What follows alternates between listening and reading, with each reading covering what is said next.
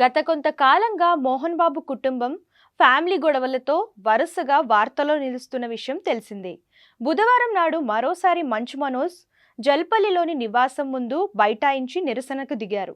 ఈ సందర్భంగా మీడియాతో మాట్లాడిన మంచు మనోజ్ కీలక వ్యాఖ్యలు చేశారు.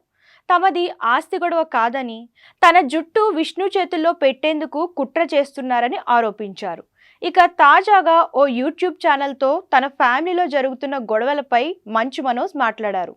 ఇది ఆస్తి తగాదా కాదని ఆయన మరోసారి స్పష్టం చేశారు. ఇల్లు, ఇతర ఆస్తులపై తనకు ఏమాత్రం ఇష్టం లేదన్నారు. వాళ్ళు చేసిన కొన్ని పనుల వల్ల తన మనసు విరిగిపోయిందని అన్నారు. తనపై పగ, ప్రతీకారాలు తీర్చుకోవడానికే ఈ దాడులకు పాల్పడుతున్నారని ఆయన వాపోయారు. మంచు మనోజ్ మాట్లాడుతూ విద్యార్థుల భవిష్యత్తు కోసం ప్రశ్నించిన సందర్భంలో గొడవలు మొదలయ్యాయి.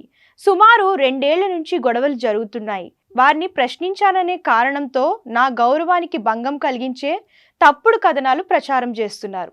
నాపై దాదాపు 30కి పైగా తప్పుడు కేసులు పెట్టారు. నాన్న ఆస్తిలో ₹1 కూడా ఆశించలేదు.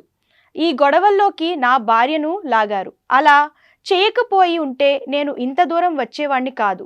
తన వల్లే చెడిపోతున్నానంటూ స్టేట్మెంట్ ఇచ్చారు. ఎఫ్ఐఆర్లో నా భార్య, బిడ్డల పేర్లు చేర్చడంతో నా మనసు విరిగిపోయింది. నేను ఆస్తి అడగలేదు, ఏ తప్పు చేయలేదు, అందుకే దేనికి భయపడను అని మనోజ్ చెప్పుకొచ్చారు.